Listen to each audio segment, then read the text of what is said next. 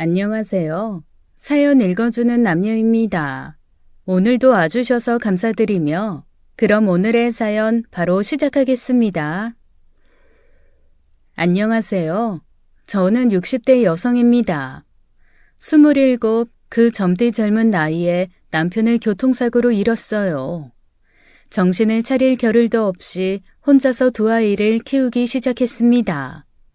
가진 것도 배운 것도 없던 저는 도자기 공장에 나가 하루하루 일을 했죠.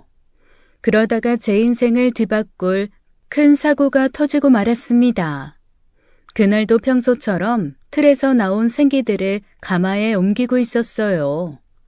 옆에서는 가스가마 상태가 좋지 않은지 작업 반장님이 자꾸 손을 보던 참이었죠. 그 순간 펑 하는 굉음과 함께 구석에 있던 가스가마가 터지고 만 겁니다. 순식간에 작업실에 불이 옮겨 붙었어요. 얼마나 뜨거웠는지 당시의 기억은 아직도 선명해요. 저는 소리를 지르고 바닥에 뒹굴었어요. 그러다가 정신을 잃었습니다. 눈을 떴을 땐 병원 침대 위였어요. 온몸을 감싸고 있는 붕대와 양냄새가 저를 슬프게 했습니다. 의사는 제 얼굴과 팔에 큰 흉터가 남을 거라고 했어요. 퇴원한 뒤 붕대를 푼 제 얼굴을 본 아이들의 표정이 아직도 생생합니다. 큰아들 민호는 아무 말도 하지 않고 방으로 들어가 버렸고 작은 딸 지은이는 제게 다가와 조그만 손으로 제 흉터를 어루만졌어요. 엄마, 이 흉터는 우리들을 지켜주는 훈장이야. 엄마가 얼마나 고생했는지 내가 다 기억할게. 어린 딸의 말 한마디에 눈물이 왈칵 쏟아졌습니다. 저는 그 말을 붙잡고 지금까지 살아왔는지도 몰라요. 시간이 흐르고 딸 지은이는 어엿한 성인이 되었습니다. 지은이는 학창 시절부터 참 성실했어요. 늘 밝고 싹싹해서 주변 사람들에게 사랑을 받았죠. 졸업 후 작은 사무실에서 일을 하다가 몇 년 뒤엔 착한 남자와 결혼도 했습니다. 사위는 착하고 성실한 사람이었어요. 딸 부부는 우리 집과 가까운 같은 동네에서 살기로 결정했죠. 결혼 후엔 부부가 함께 작은 부동산 중개업소를 열었고요. 처음에 걱정도 많았습니다. 경험 없는 두 사람이 과연 잘 해낼지 마음이 쓰였죠. 하지만 제 걱정은 기우였어요. 지은이 부부는 참 열심히 했습니다. 둘 다 성격이 좋아 손님들도 꾸준히 늘어갔죠. 특히 딸은 주변 어르신들에게 인기가 좋았어요. 큰아들 민호는 어릴 때부터 돈 욕심이 많았습니다. 집안 사정이 넉넉지 않았던 탓인지 몰라도 늘 어두웠어요. 그러면서 이 동네는 너무 작고 지겹다는 말을 자주 말했죠. 난 이런 시골에서 못 살아. 난 어른 되면 꼭 돈 많이 벌어서 큰 도시로 갈 거야. 그래, 네 꿈을 이루려면 공부를 열심히 해야지. 그래야 성공할 수 있어. 저는 아들의 말에 그저 응원을 보냈습니다. 아들은 결국 의사가 되어 도시로 떠났어요. 작은 피부과를 개원하고 얼마 지나지 않아 병원은 잘 되었습니다. 처음엔 자랑스럽기도 했죠. 하지만 아들은 성공하면서 점점 더 저와 멀어졌어요. 고향집에 거의 오지 않았고 연락도 뜸했죠. 명절에조차 전화로 안부만 간단히 물었어요. 엄마, 나 병원이 바빠서 이번에도 못 갈 것 같아. 그래, 바쁘면 어쩔 수 없지. 건강이나 잘 챙기면서 일해라. 짧은 통화가 끝나고 나면 허전한 마음을 감출 수 없었어요. 딸 지은이는 그런 오빠를 보며 늘 서운해했습니다. 오빠도 참 무심하다. 아무리 바빠도 얼굴 한번 못 비춰? 세상 사람들 피부는 뭐 지가 다 고쳐준대? 그래도 일 없는 거보다는 낫지. 그런가 보다 해. 너라도 오빠 이해해줘라. 하지만 마음 한편으로는 저도 섭섭했어요. 아들의 병원은 점점 번창했습니다. 소문으로 들으니 환자도 많고 돈도 잘 번다고 했어요. 가끔 동네 사람들이 저를 보면 말을 건넸죠. 민호가 정말 출세했네. 어릴 때부터 똑똑하긴 했지. 잘 지낸다고 하지? 네, 덕분에 잘 지내고 있다네요. 그럴 때마다 웃으며 대답했지만 속으로는 씁쓸했습니다. 아들은 돈을 벌수록 가족에게서 더 멀어졌으니까요. 그러던 어느 날 아들 민호가 갑자기 집으로 찾아왔습니다. 거의 오지 않던 아들이기에 저는 무척 반갑기도 했죠. 그러나 아들의 얼굴엔 웃음기조차 없었어요. 엄마, 나 병원 좀 더 크게 확장하려고 해요. 그래서 돈이 좀 필요해요. 돈? 네가 번 돈으로 부족한 거야? 그게 아니라, 자세한 건 몰라도 돼. 그냥 엄마가 이 집을 담보로 잡아줘서 대출 좀 해달라고. 집 팔아서 도와주면 더 좋고. 이 집은 제가 늙어서 아이들에게 폐를 끼치지 않고 살기 위한 곳이었죠. 무엇보다 이 집은 돌아가신 남편이 제게 남긴 유일한 유산이었습니다. 민호야, 네가 잘 되는 건 좋지만 이 집은 안 된다. 이건 네 아버지가 유일하게 남긴 집이야. 그 양반이 이 집 지키려고 그렇게 애를 쓰셨는데.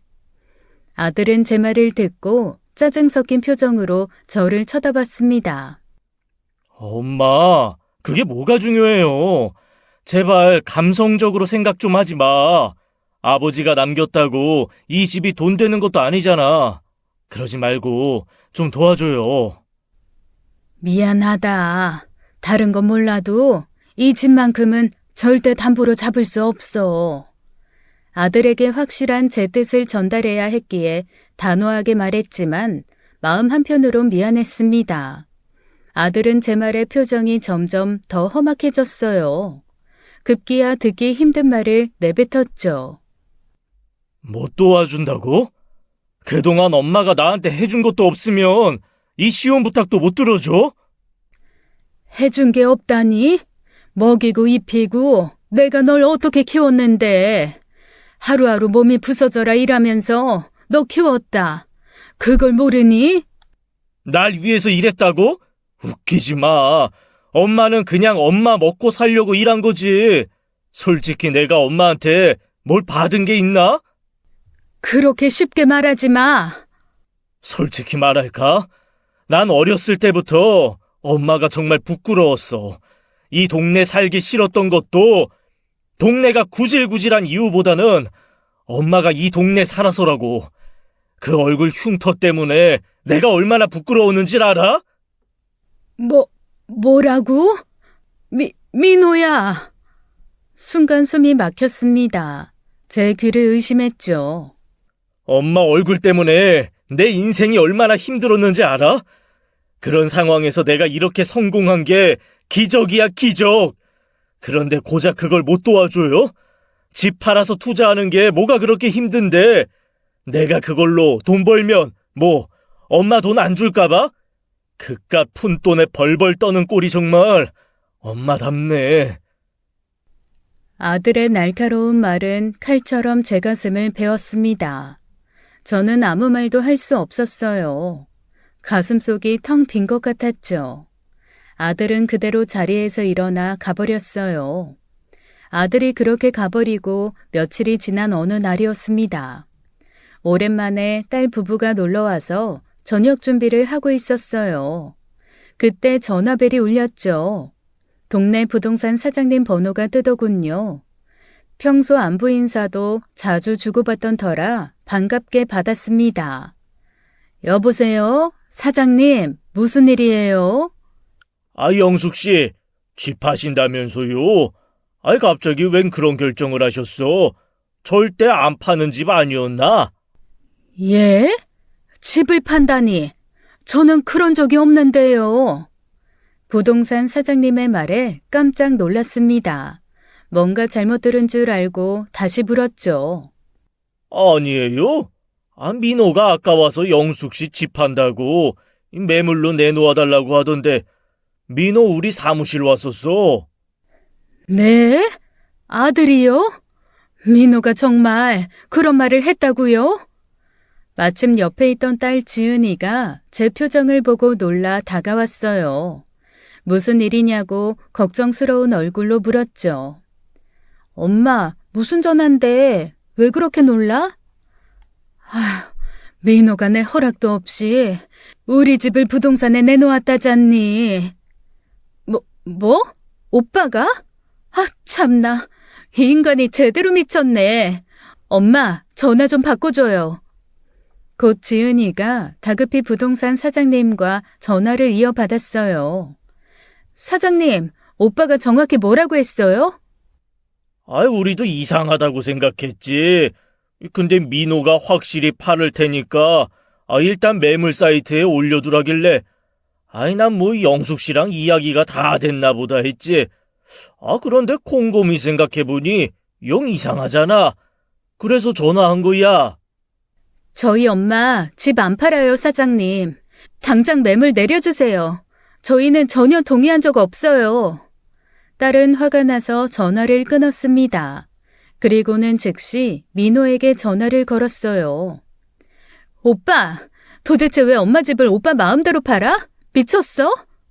뭐가 마음대로야. 저번에 분명히 말했잖아. 집 팔아서 병원 확장 투자한다고. 아니, 그렇게 일방적으로 통보하고 그냥 팔아버리면 끝이야?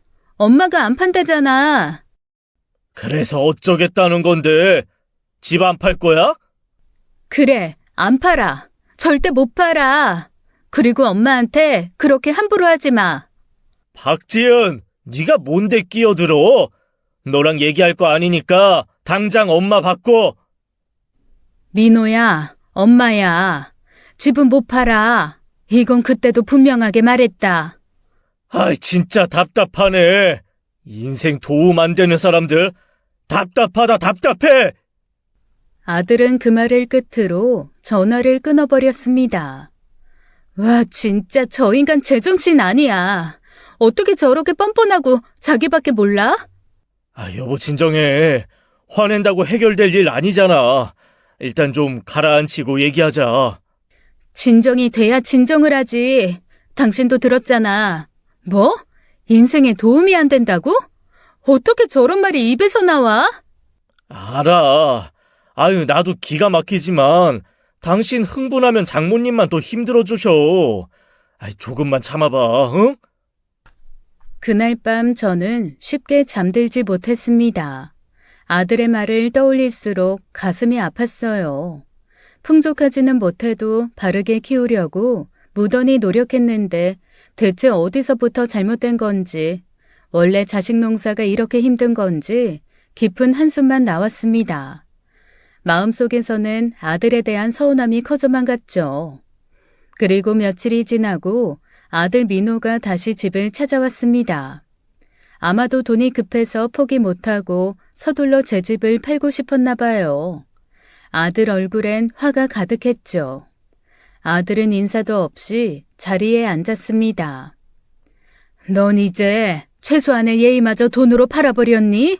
참나. 네. 엄마, 그동안 대단히 무탈하셨죠? 그래, 덕분에 잠도 잘 못 자고 좋았다. 엄마, 마지막으로 말할게. 집 팔아요. 내가 병원 키워서 잘 되면 엄마한테도 좋은 거잖아. 얘긴 이미 끝난 얘기잖니. 네가 아무리 말해도 난 이 집 못 팔아. 답답하시네. 왜 이렇게 답답해요? 잘 되면 강남에 아파트 사줄게. 이 땅 고물집보다 100배는 좋은 집으로. 고물집? 그러는 너도 돈 없어서 이 고물집에 기대는 거 아니니? 함부로 말하지 마. 네 아버지가 남긴 유일한 유산이야. 난 여기서 살다가 여기서 죽을 거다. 아들은 제 말을 듣고 코웃음을 쳤습니다. 엄마가 이러니까 내 인생에 도움이 하나도 안 된다고 말하는 거야. 그따 싸구려 감성에 빠져서 돈 벌 기회를 스스로 놓으니까 차라리 엄마 같은 사람 없었으면 좋겠다고 생각한 적이 한두 번이 아니라고. 그럼 오지 마. 대체 왜 찾아와서 자꾸 엄마 속을 뒤집는데? 엄마가 너한테 뭘 그렇게 잘못을 했다고? 넌 그냥 지금처럼 너대로 살아. 그러자. 급하다고 여기를 찾은 내가 미친놈이지. 차라리 벽이랑 대화를 하지. 알았어. 안 오면 되지. 그래, 기왕 이렇게 된 거 그냥 연을 끊어. 잘 됐네. 나도 엄마 같은 사람 이제 지긋지긋해. 저는 그 순간 가슴속 무언가 무너지는 느낌이 들었습니다. 하지만 내색하지 않고 꾹 참았어요.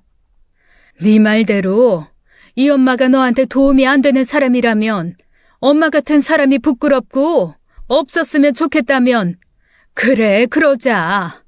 더 이상 내 아들 하지 마. 나도 네 엄마 안 할 테니까. 아들은 제 말을 듣고 한참을 노려보다 자리에서 일어났습니다. 그리고는 문이 쾅 하고 닫혔어요. 그제야 저는 참아왔던 숨을 내쉬었어요. 그리고는 가슴속에 눌러두었던 울음이 쏟아졌죠. 저는 그날 오래도록 울었어요. 그렇게 아들과 연락이 끊긴 지 몇 년이 흘렀습니다. 시간은 참 빨리 지나가더군요. 저는 아들의 소식을 전혀 듣지 못했어요.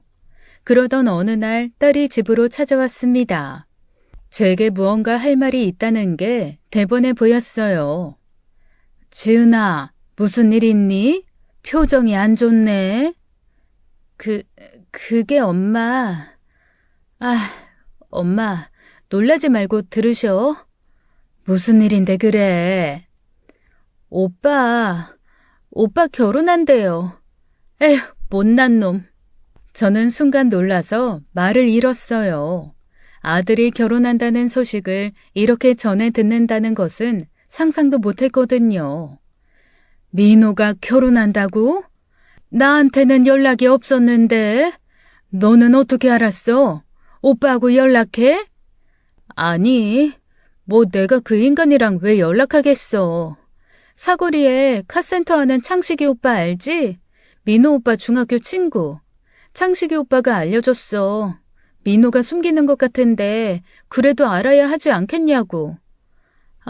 엄마, 오빠 미친놈인가 봐. 저는 충격에 멍하니 앉아 있었습니다. 결혼 소식을 제게 알리지 않은 아들이 야속했어요. 사돈들 그쪽 집안이 꽤 부유한가 봐. 그래, 잘 됐다. 민호 많이 도와주겠네.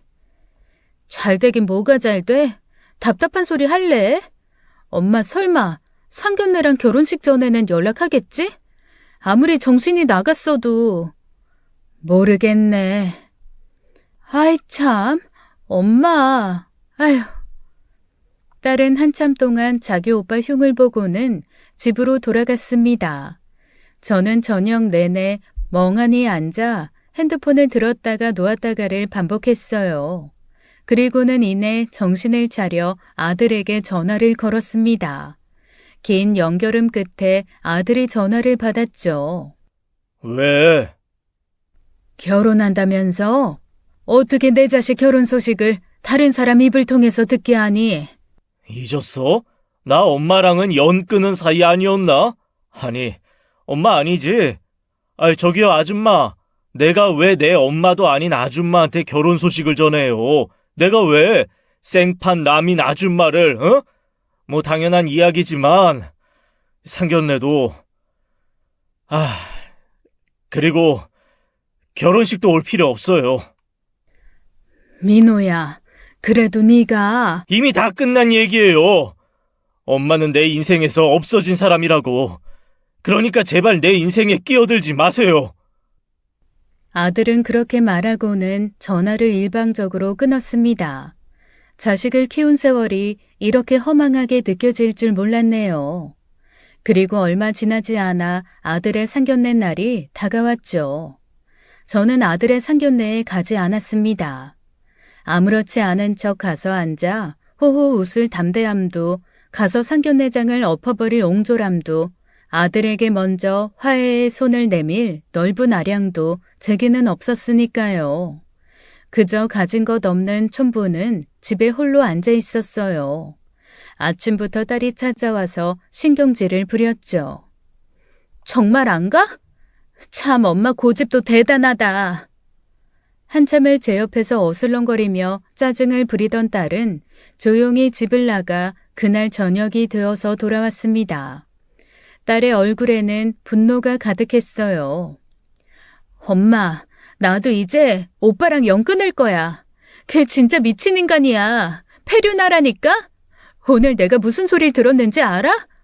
아이, 여보, 진정해, 어? 아이, 물 좀 마시고. 아이씨, 생각할수록 열받네.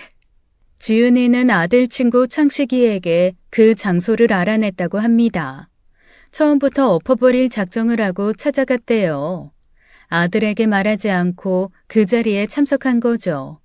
당연히 갑자기 등장한 딸에 아들은 당황을 했고요. 그런데 그 자리에서 아들이 정말 상상도 못할 말을 한 거죠. 저희 어머니는 정신이 좀 불안정하세요. 해서 외출은 못하십니다. 결혼식에도 아마 참석이 어려울 것 같습니다. 걱정 마세요. 결혼해도 제가 모시거나 하지는 않습니다. 딸은 그 말을 듣자마자 자리에서 일어나 오빠 뺨을 후려쳤다고 합니다. 뭐? 박민호, 이 미친 새끼가. 너 미쳤니? 엄마가 정신이 이상해? 지금 무슨 소리를 하는 거야? 엄마가 정신병이라니. 너가 어떻게 그런 거짓말을 해? 너, 엄마가 널 위해서 어떻게 살았는지 알아? 아들의 예비 처가 식구들은 이 모습을 기겁하며 놀라서 바라봤다고 합니다. 화가 단단히 난 딸이 그 자리에서 아들이 거짓말한 사실을 폭로했죠. 여러분, 우리 엄마는 정신병 같은 거 없어요. 오빠가 엄마한테 집 팔아서 병원 확장 이전 돈 내놓으라고 난리쳤는데 엄마가 안 된다고 하니까 지금 이러는 거라고요. 그렇게 말하고는 딸은 아들에게 이제 깔끔하게 연 끊자고 하고는 돌아 나왔대요. 딸은 제 집에 와서도 억울하고 분한 마음을 감추지 못했습니다. 엄마, 오빠가 어떻게 이럴 수가 있어? 엄마가 오빠를 어떻게 키웠는데? 정신병? 미친놈. 정신병은 지가 있는 거겠지. 이건 엄마를 단단히 무시한 거야. 욕보인 거라고. 미쳤는지도 모르지. 미친 사람들은 자기가 미쳤다는 걸 모른다고 하잖니. 뭐라고? 그게 무슨 말이야? 민호 말대로 이 집이 뭐라고 자식놈 성공길을 막는지. 에이, 엄마. 저는 아무 대답도 하지 않았습니다. 그저 한숨만 쉬었죠. 제가 키운 아들이 저를 이렇게까지 내쳤다는 것이 믿어지지 않았습니다. 딸은 밤늦게까지 분노를 가라앉히지 못했어요. 사위가 간신히 어르고 달래서 자기들 집으로 데려갔죠. 저는 깊은 밤 더 이상 아플 마음도 없었습니다. 다음 날 아들 민호가 집에 찾아왔어요. 아들의 얼굴은 굳어 있었고 눈빛은 날카로웠죠. 그 얼굴에 내 아들이 맞나 싶었습니다. 그때 집에 딸 부부도 있었어요. 제가 걱정되었던 딸이 아침부터 또 찾아왔었거든요. 저는 명절도 아닌데 이렇게나 자주 찾아오는 아들과 딸을 보며 헛웃음이 났죠. 박지은, 너도 있었냐? 잘 됐네. 너 죽고 싶냐? 뭐? 왜? 상견례 망했냐? 아주 잘 됐네. 네 꼬락서니가 아주 볼만하다. 이게 오빠한테 이보세요, 박민호 씨. 연 끊자면서요. 연 끊으면 그냥 지나가는 아저씨지. 그럼 당신이 뭔데? 이게 진짜? 아우, 형님, 진정하시죠. 지금 진정이 되겠어? 야, 박지은, 넌 내가 그렇게 우스워 보이냐? 상견례에서 그렇게 망신을 주고 나서도 네가 멀쩡히 지낼 줄 알았어? 오빠 망신은 오빠가 시키고 있는 거야. 알아? 네가 셀프로 네 망신 스스로 시킨 거라고 이 모지라. 머리는 장식이니? 그 똑똑한 머리로 그걸 몰라? 너 내 결혼에 문제가 생기면 너 절대 가만 안 둬. 파혼하면 나도 네 인생 박살내준다고. 형님, 그만하시죠. 막말로 지은이가 뭘 잘못했는데요. 형님이 선을 넘어도 한참을 넘었죠. 어떻게 장모님한테 그러실 수가 있습니까? 그리고 형님이 지은이 인생 박살내려고 하면 전 가만히 있습니까? 어디 해보세요. 형님을 먼저 박살내줄 테니까. 뭐? 매제는 빠져. 어디서 주제 넘게 끼어들어. 시골에서 집이나 파는 나부랭이가? 뭐요? 주제 넘어? 나부랭이? 이게 어린 게 꼬박꼬박 형님 대접해줬더니 눈에 뵈는 게 없지? 내가 너 같은 놈들 잘 알아.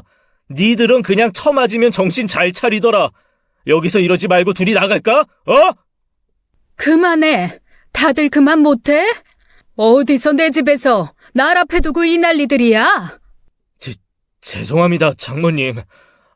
저도 너무 화가 나서. 말리지 마, 엄마. 오빠 저건 맞아야 해. 죽도록 맞으면 아주 조금 정신 차릴걸? 그만하래도? 지은이 너 민호한테 사과해라. 엄마, 내가 무슨 사과를 해? 하래도? 참나, 싫어, 못해. 그리고 자네, 박민호 씨. 뭐? 뭔 소리야? 내 딸이 자네 상견례 가서 무례를 범한 건 내가 대신 사과하리다. 하지만 내 딸 인생을 망치겠다고 협박하는 건 내가 용납 못합니다. 더 이상 내 집에서 행패 부리지 말고 가세요. 그리고 엄마 왜 이래? 이제는 다시는 찾아오지 마세요. 아들 민호는 제 말을 듣자마자 저를 매섭게 노려보았습니다. 그래, 내가 잠시 잊었네. 우리 이제 모자지간 아니지? 그래, 알겠어. 잘들 사셔. 이 집 하나 붙들고 구질구질하게들. 민호는 소리 지르듯 그렇게 말을 하고 현관문을 열고 나갔습니다. 쾅 닫히는 문소리가 온 집안에 울렸죠. 딸은 아들이 나가자마자 울음을 터뜨렸어요. 사위가 그런 딸을 달래주었죠. 저는 애써 딸을 달랬습니다. 하지만 제 마음은 그보다 더 아팠어요. 아마 생사를 도려내도 이보다 아프진 않았을 겁니다. 얼마 뒤 민호가 결국 파혼을 당했다는 소식이 들려왔어요. 민호의 친구가 이 소식을 딸에게 전해주었고 딸이 제게 그 소식을 말해줬죠. 인과응보야. 나쁜 새끼. 지복 지가 뻥안에 걷어찬 거지. 저는 민호를 원망했지만 한편으로는 아들이 걱정되기도 하는 복잡한 마음이었습니다. 부모 자리가 참 어렵다는 생각이었죠. 이때부터 남편 생각이 많이 났어요. 당신이라면 이 상황에 어떻게 했을지 하루에도 몇 번씩 남편이 떠올랐죠. 그리고 며칠 후 난리가 났습니다. 아들이 결국 술에 만취해서는 딸 집을 찾아간 거였어요. 그때 딸이 갓난쟁이 손녀와 함께 있었는데 민호가 집에 들어가 집기를 던지고 행패를 부렸다고 하더군요. 술 취해서 우리 집에 와서 난리를 쳤어. 살림살이 다 부수는 줄 알았다. 나도 무서워서 주희 데리고 방에 숨어 있었다니까? 아휴, 미친놈. 저는 머리가 아찔했습니다. 결국 딸의 연락을 받고 집으로 달려온 사위가 분노를 하며 아들을 때렸대요. 아들은 그 일로 전치사주의 상해를 입었죠. 장모님 죄송합니다. 너무 화가 나서 저도 모르게 손이 나갔어요. 내가 자네한테 미안하지. 자네가 뭐가 죄송한가. 맞아야 할 놈이 그저 맞은 거지. 아들은 사위를 고소한다고 길길이 날뛰며 고소를 했습니다. 그러자 딸도 재물손괴, 주거침입, 아동학대로 아들을 고발했죠. 결국 사위와 아들은 각각 벌금형에 처해졌어요. 아들과 크게 싸워 연을 끝낸다 했을 때 저는 그때가 최악의 상황에 왔다고 생각했습니다. 하지만 최악에도 그 밑이 더 있더군요. 하지만 더 깊은 밑바닥이 있을 줄 이때는 정말 상상도 못했어요. 그렇게 저희 가족은 점점 더 최악의 최악으로 치닫고 있었습니다. 그 일이 있고 얼마 지나지 않아 동네에 이상한 소문이 돌기 시작했습니다. 아들 병원에서 시술을 받고 부작용 피해를 입은 환자가 있다는 얘기였어요. 정확한 내용은 모르지만 피해를 입은 환자가 꽤 여럿이라고 했죠. 저는 그저 악의적인 소문이길 바랐습니다. 하지만 얼마 지나지 않아 그 소문이 사실로 드러나게 되었어요. 며칠 후 제 딸 친구인 미애가 저희 집을 찾아왔습니다. 그 아이는 딸 지은이가 어릴 적부터 친하게 지냈던 동네 친구였어요. 딸도 함께 있었지만 둘 다 표정이 좋지 않았죠. 어머니, 저 민호 오빠 병원에 다녔었어요. 스트레스성 여드름이 올라와서 피부과 치료를 받았는데 이거 보세요. 병원 다니기 전보다 상태가 더 나빠졌어요.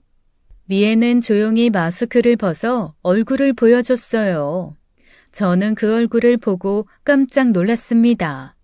얼굴 피부가 빨갛게 부어서 잘 모르는 제가 봐도 피부가 심하게 손상되어 보였죠.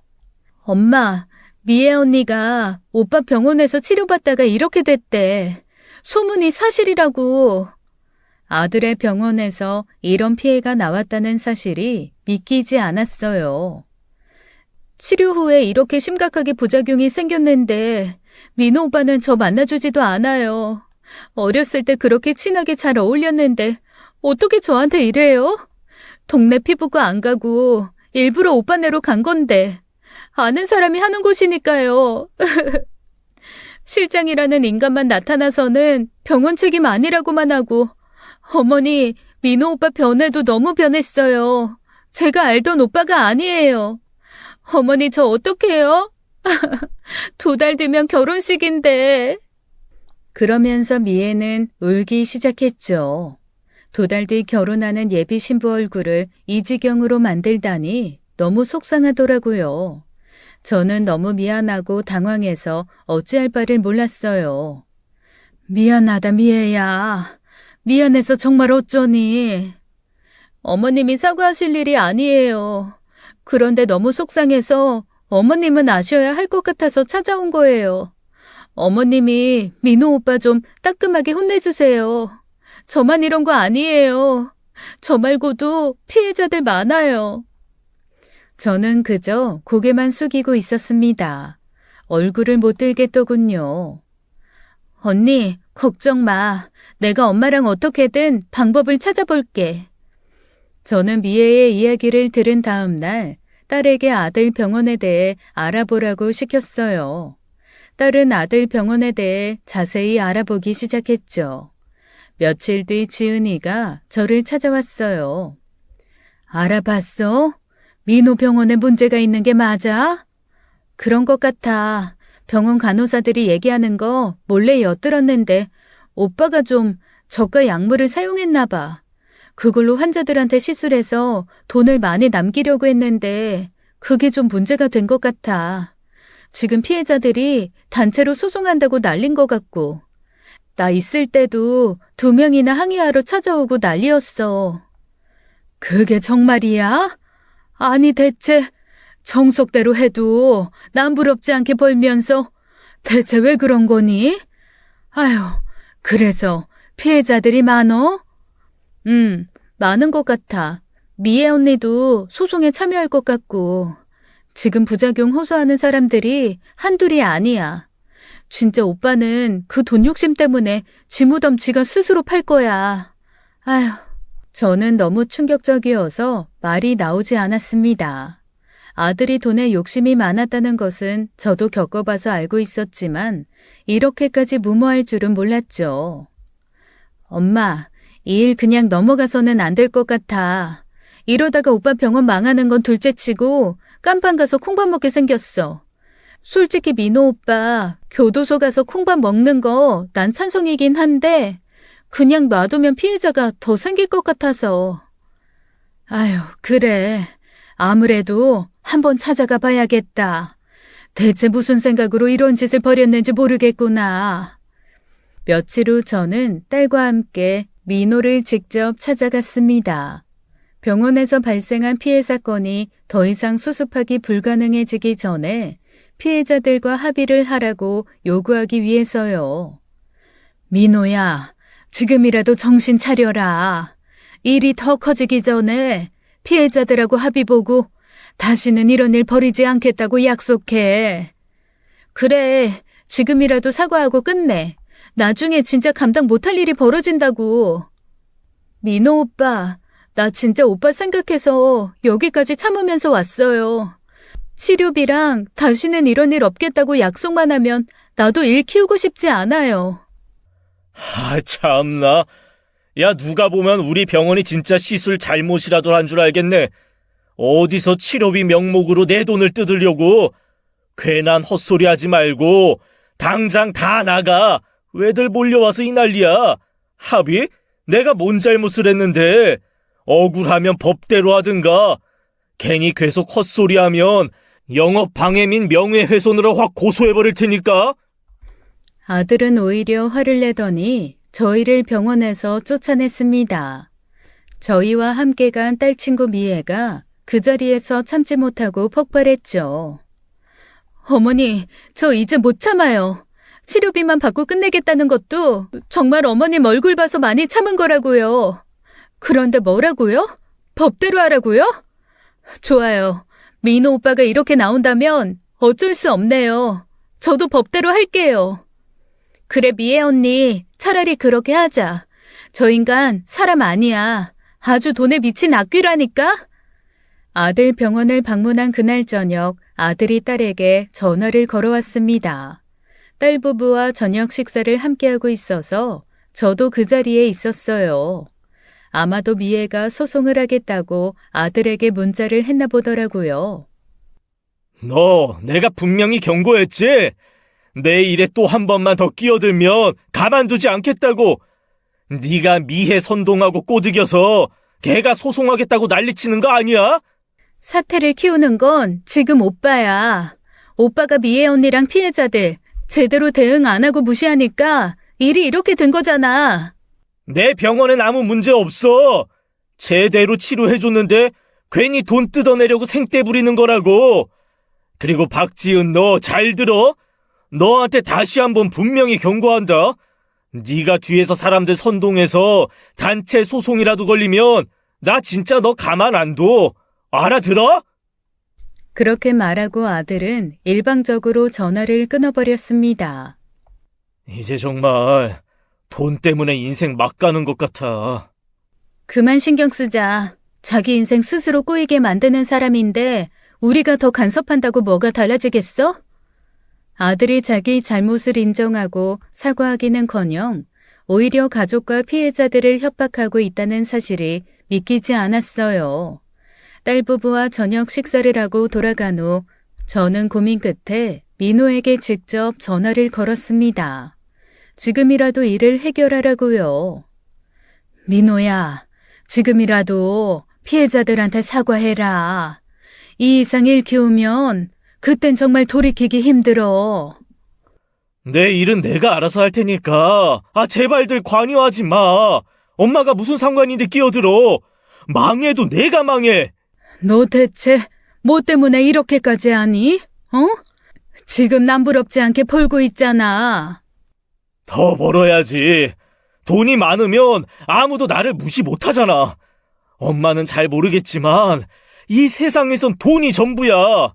엄마는 돈도 없고 얼굴까지 그러니 평생 사람들한테 무시당하고 살았잖아. 난 그렇게 비참하게 살 생각 없어. 알아들어? 나는 남들 위에 서기 위해서라면 뭐든 할 거야. 그게 잘못된 일이든 뭐든 상관없어. 올라서기 위해서라면 일말의 죄책감도 없이 남들 짓밟고 올라갈 거라고. 민호야, 그렇게 남들 위에 올라서려다가 결국엔 네가 밟아버린 그 사람들이 네 인생을 끌어내릴 거다. 제발 그러지 마라. 아들 민호는 더 이상 제 말을 듣지 않고 전화를 끊었습니다. 전화가 끊긴 후 저는 한동안 마음이 무거웠죠. 아들 병원을 방문한 이후 2주가 흘렀습니다. 딸 친구 미애는 얼굴이 더 심하게 뒤집어져 결국 결혼을 연기했다는 소식이 들려왔죠. 동네에서 은근 아들을 욕하는 소리들이 제 귀에도 들려왔습니다. 미애는 다른 피해자들과 함께 보건소와 보건복지부에 민호의 불법 시술을 신고했어요. 그리고 직접 피해자들을 모아 단체로 민사소송도 제기했죠. 소송의 규모는 생각보다 매우 컸습니다. 미애가 모아온 피해자들이 상당히 많았거든요.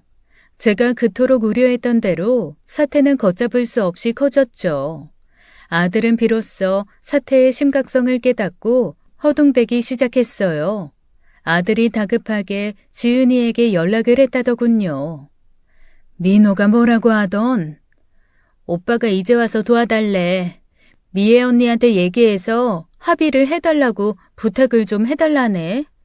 아휴, 오빠는 의사까지 된 인간이 왜 이리 멍청하니? 왜 호미로 막을 걸 가리로도 못 막을 지경으로 만드는데. 진짜 또라이인가? 그래서 넌 어떻게 하겠다고 했어? 미애는 또 뭐라고 하고? 엄마, 이미 늦었어.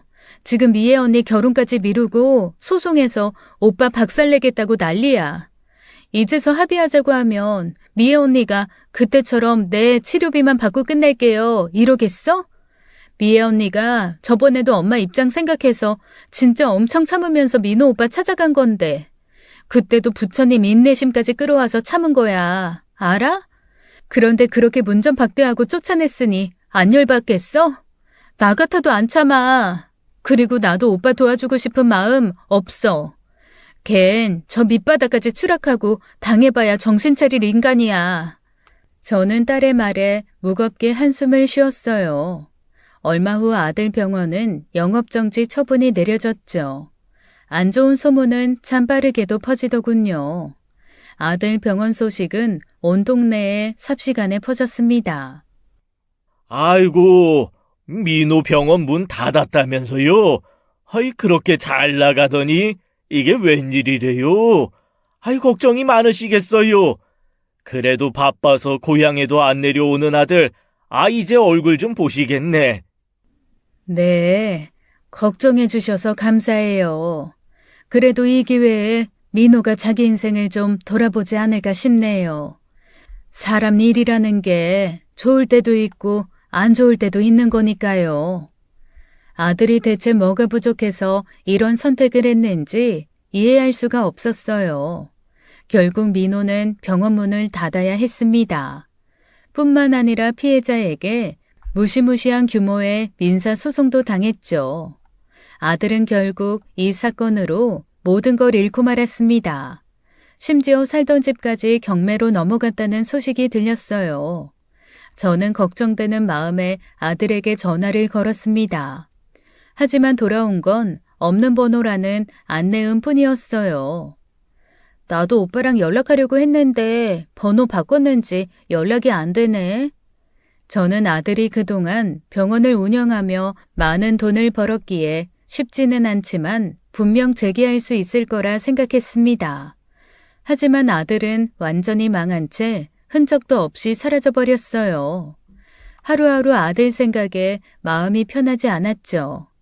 아들이 어디서 무엇하고 살고 있는지, 건강은 괜찮은지 걱정이 되었습니다. 그런 제 마음을 아는 딸이 아들을 수소문해서 찾았어요. 하지만 쉽게 찾을 수 없었죠. 다만 아들 친구에게 몇 가지 이야기는 들을 수 있었습니다. 엄마, 오빠가 그동안 병원을 운영하면서 번 돈을 전부 코인에 투자했던 것 같아. 그런데 그 투자한 돈들 대부분 마이너스 90% 찍었다더라. 그래서 소송 걸리기 전에도 이미 돈이 없었대. 그래서 엄마한테 그렇게 집을 팔려고 난리를 쳤던 거네. 코인? 그럼 소송 전에도 이미 돈이 없었단 말이니?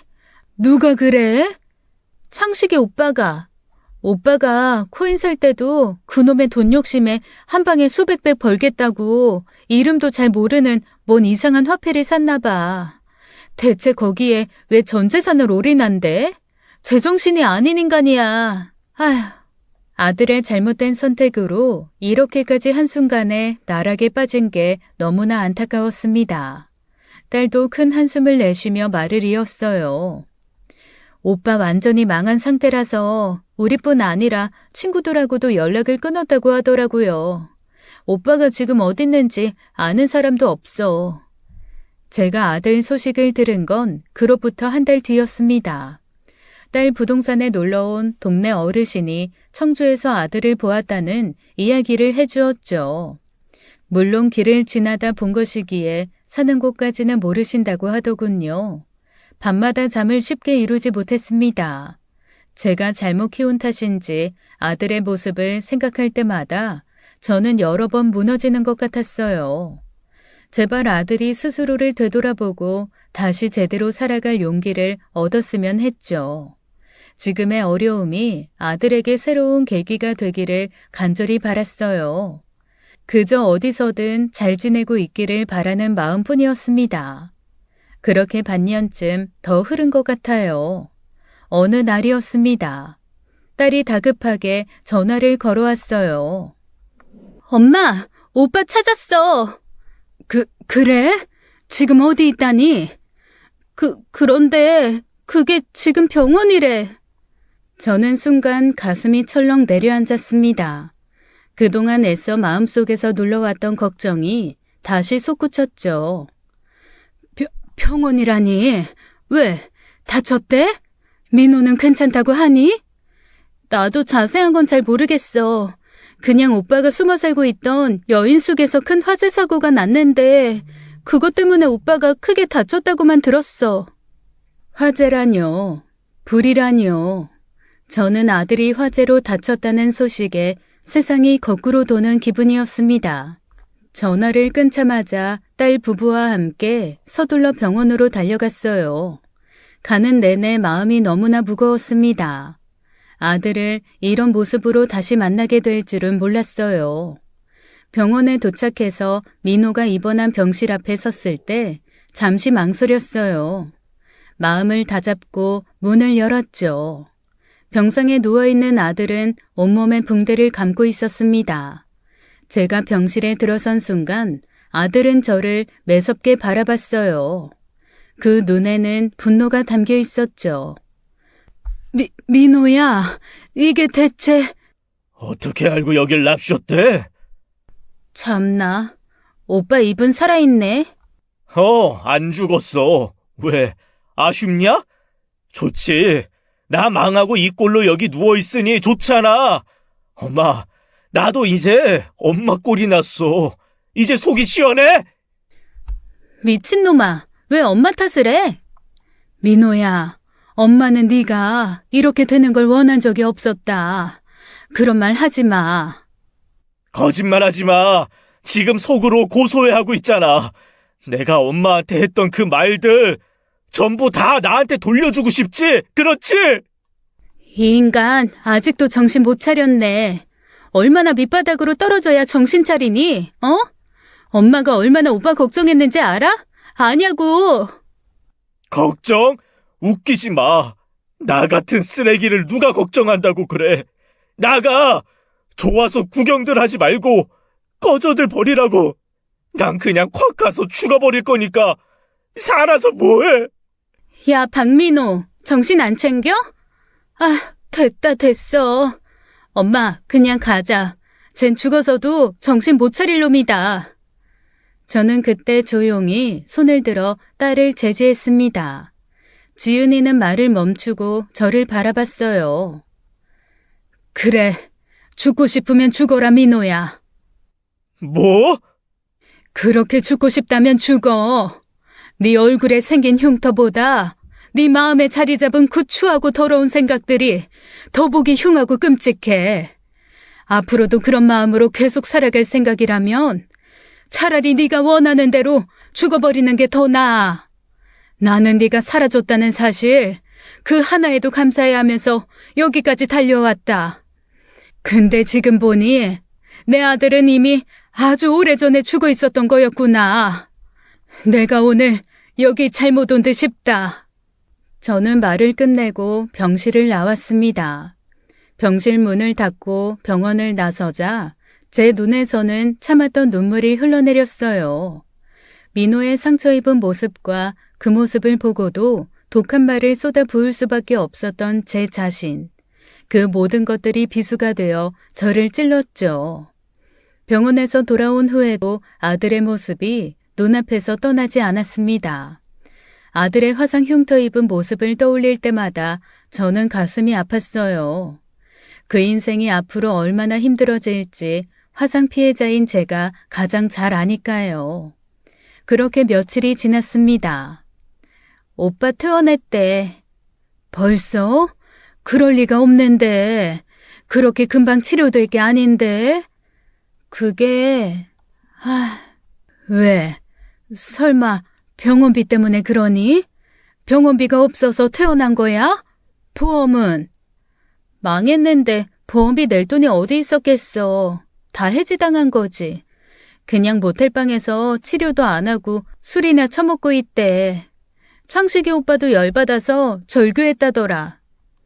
그 후 며칠 동안 저는 깊은 고민에 빠졌습니다. 마음속에서 수없이 망설이고 또 망설였어요. 결국 저는 집을 팔기로 결심했습니다. 오랜 세월 지켜온 남편이 남긴 유일한 유산인 집이었지만 더 이상 선택의 여지가 없었어요. 민호가 입은 화상을 치료하고 앞으로의 삶을 이어가기 위해서는 돈이 필요했습니다. 제 모든 걸 걸어서 아들 인생에 기회를 한번 줘보기로 했어요. 엄마, 정말 집 팔 생각이야? 엄마가 그렇게 소중히 여기셨던 집인데. 치료라도 받게 해야지. 엄마, 그래도 엄마는 오빠가 밉지도 않아? 이제 와서 그 후레 자식을 위해서 엄마가 이렇게까지 할 이유가 뭐가 있어. 밉지. 많이 미워. 그래도 내 새끼 아니니. 자식들은 부모가 미우면 버리기라도 하지만 부모는 그게 안 되니까 부모인 거야. 엄마는 민호가 다시 한번 제대로 살아갈 기회를 주고 싶을 뿐이야. 그리고 이거 받아. 이건 뭔데? 돈이잖아. 그건 니들 써. 결혼하면서 집 구할 때 대출 받은 거 아직 못 갚았잖아. 그걸로 갚아. 됐어. 난 돈 없어도 돼. 자꾸 왜 그래, 속상하게. 그건 엄마가 주고 싶어서 주는 거야. 그냥 받아. 딸은 한참 말을 잇지 못했습니다. 저는 집을 그렇게 금매로 내놓았어요. 딸 부부가 잘 팔아주었죠. 집 한 돈을 저는 딸에게 맡겼습니다. 저 대신 아들 병원비와 화상 재건 수술비로 써달라고요. 저는 살던 집을 떠나 작은 원룸 전셋집으로 이사를 했어요. 오랜 세월 살아온 익숙한 공간을 떠나는 건 쉬운 일이 아니었죠. 정리할 짐도 많았고요. 작은 원룸은 혼자 살기에는 적당했습니다. 며칠간은 쉽게 잠들지 못하고 뒤척였어요. 딸이 자주 집으로 찾아왔죠. 이사하고 몇 달이 지나서는 간간히 아들 소식도 전해주었어요. 엄마, 오빠 치료는 받고 있는 것 같아. 이번에 피부 이식 수술도 받는다고 하더라. 그래, 다행이네. 그렇게 시간이 흘러 어느덧 3년이 지났습니다. 어느 날 집에서 혼자 저녁을 준비하던 중 초인종이 울렸어요. 누구일까 궁금해하며 문을 열었는데 뜻밖의 사람이 문 밖에 서 있었죠. 아들 민호였습니다. 아들의 모습은 한눈에 보기에도 예전보다 나아져 보였어요. 서로 한참을 말없이 바라보기만 했죠. 그때 아들이 문 앞에서 무릎을 꿇었습니다. 엄마, 죄송해요. 정말 죄송해요. 제가 엄마한테 너무 큰 잘못을 했어요.